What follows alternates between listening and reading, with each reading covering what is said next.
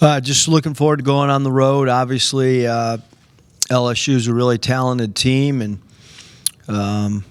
first league road game. So we're looking forward to prep today and prep at shoot around, and then getting ready to go compete.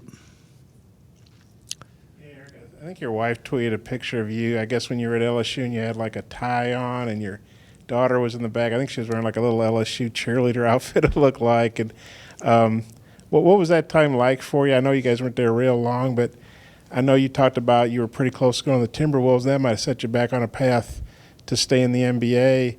Have you ever thought about, if you go to Timberwolves, you're probably not here, Yep. And just kind of what was that time like and getting you here, how key that was? Yeah, I think obviously, the decision to go to LSU was kind of a family decision, I guess, because, with my dad being the first coach of the Timberwolves and getting a call from Flip Saunders, who had played for my dad and I had idolized. I wanted to wear his number 14, when I played. And, Flip being the head coach, part owner, running the front office, it would have probably been something that a lot of familiarity and kind of easy with his assistant coaches at the time were Sidney Lowe and Sam Mitchell, two guys that had also played for my dad. But as a family, we made a decision that we wanted to stick with the college route, and I'm overly joyed that I did that. But it was a kind of a turning point on where my career and our family's life was going to go. Because I didn't know Coach Jones at all, had never been to Baton Rouge, and I learned so much there. He recruited, Johnny did, at such a high level, and to be part of, although I never coached him, to be part of the Ben Simmons recruiting process was really, really important for me to see and learn about in-home visits. And then his assistant coach, David Patrick, who I actually talked to on the way driving in this morning. David's such a high-level recruiter as well that 9 months at LSU was really important.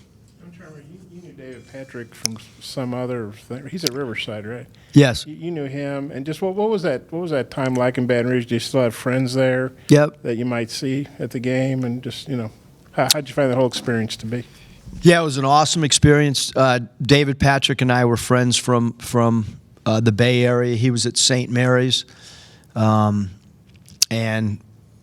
I would go hang out at St. Mary's practices, and we'd go eat after dinners or after their practices, and so we developed a really strong bond. And Coach Jones was looking for somebody that had an NBA background, because David Patrick was Ben Simmons' godfather, and they felt like they had a great chance of landing him.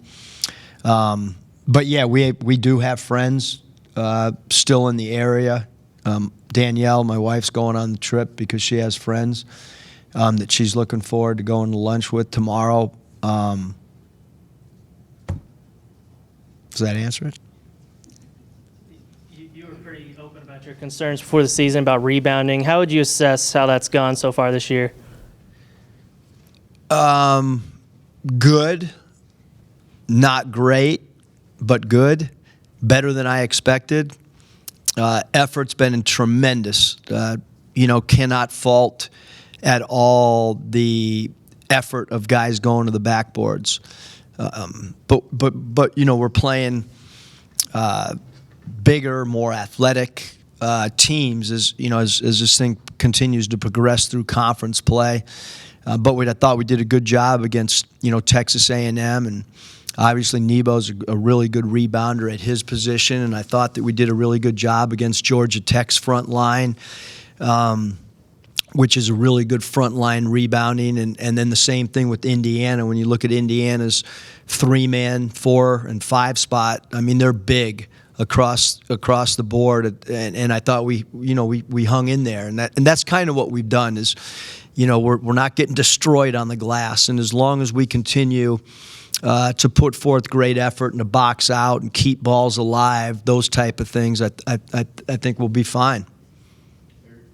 Coach, what are LSU's biggest strengths, and how can you neutralize those? I think that they're really athletic. They have an experienced backcourt, obviously with Smart and Mays. That's where you would start. But they have a incredibly talented freshman that starts out at the small forward spot, and Waterford will end up moving to the 4 spot. And he's a guy that can get a defensive rebound and bring the ball up the floor, and he can score it, he can pass it, he can rebound.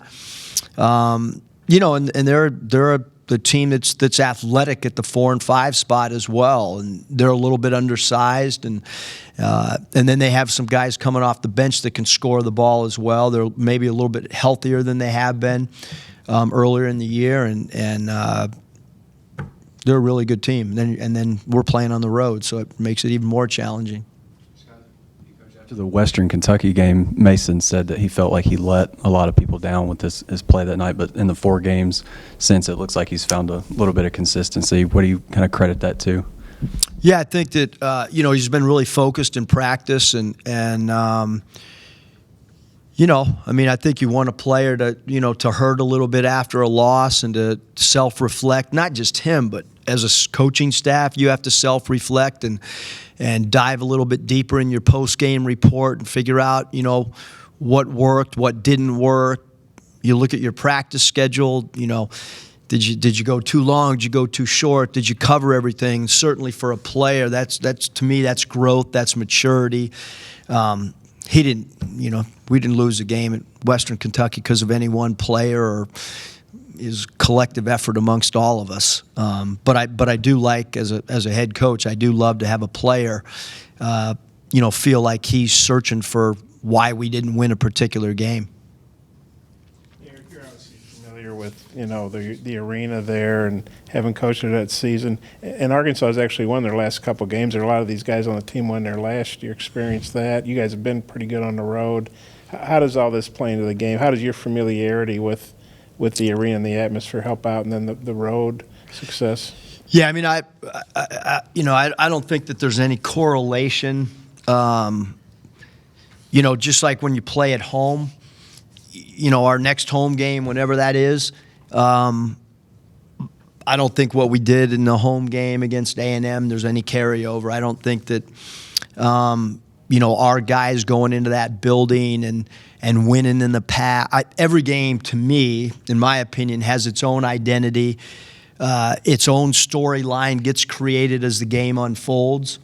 And so I don't, certainly I feel like, it's not a negative that guys have won in that building. It's only a positive.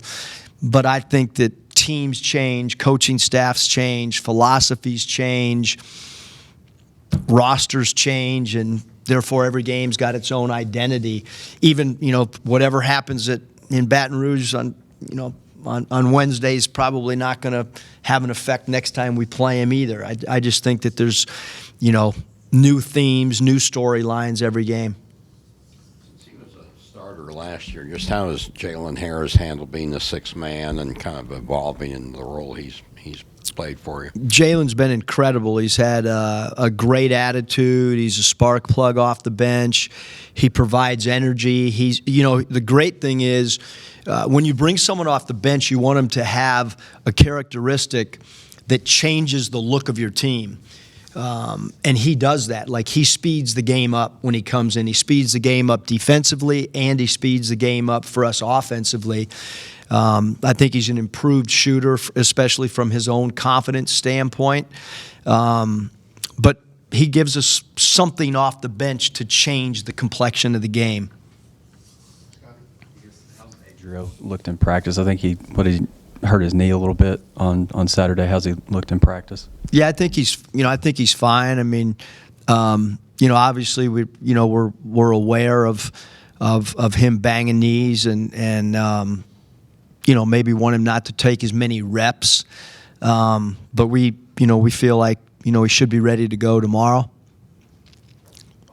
Being a West Coast guy, how big a culture shock was it to go from living, in California, I guess most of your life, to South Louisiana? It's kind of a world unto itself. How'd you find the whole culture thing to be? Yeah, to go from the West Coast to Louisiana, I gained weight right away because of the food, because it's as good as food as anywhere I've ever been in my life. So I had to watch the way I ate after the first couple months there. But the football weekends and it's just a whole different world from being involved in like the Pac-12. It's just it's just way different. There's the school spirit. I've said it before. You walk around a Pac-12 campus and you might see 9 different West Coast universities on people walking around campuses. At LSU, you're not going to see it. You're going to only see Tiger sweatshirts, and same thing here. Like you walk around our campus, and there's 20,000 plus students they're wearing Hogs stuff, and that just doesn't happen on the West Coast. The school spirit and the pride, especially in athletics that you see, in places like LSU and places like here. And the SEC is probably different than anything you've experienced. The intensity of it, I guess.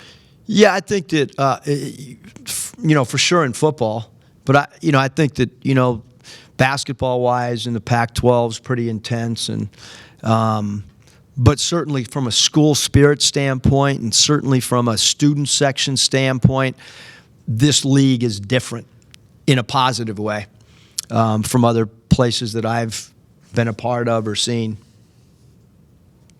Mason kind of describes himself as a goofy guy, and we've seen what you do getting on to him during games and stuff. It looks like you guys have a pretty good relationship. What's it been like getting to know him kind of as a person? I love Mason.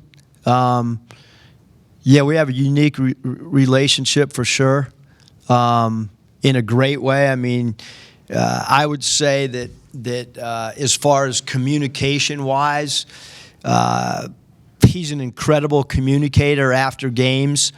He wants feedback. He and Jimmy are those two guys are like constantly asking, "What do you see? What can I do better? Give me a feedback on my game. Give me a grade on how I'm like." It's cool when you have players that are seeking out feedback, whether it's positive, whether it's negative. And the one thing with Mason is he's an amazing offensive player. We're putting him in positions that he's never been in, in his life. A lot of these guys their roles, like they might have had that role in high school, or they might have had that role in AAU ball. Mason's, playing offensively in a completely different area than he's ever been in, and defensively. I mean, we're asking him to guard 4s and 5s. We're having him be a point guard on offense or a point forward, whatever you want to call it. He's creating mismatches for us offensively. And as far as the relationship goes, I mean, I love him. I love coaching him. No day is ever the same with Mason Jones. I will say that. You mentioned Adrian, he's a Louisiana kid. How fired up do you think he is? I guess it'd be the last time he'd play in Louisiana. I haven't looked at NCAA sites, but at least this last time I played at LSU. What do you think? What do you think that means to him? I think it means a lot. I think that, for student athletes, I think anytime you go play, back home, so to speak, I think that you always get a little bit more fired up. There's always more family members and friends, and then there's the pride factor. I don't think that ever goes away. I think it's the same thing with a Major League Baseball player when he plays in his hometown or his home state, and same thing with an NFL player. Certainly I've seen it with NBA guys. There's a little bit more ticket requests and stuff like that, but bottom line is, for anybody, you just got to put all that stuff aside when you're starting to get ready for a game from a mental standpoint. Thanks.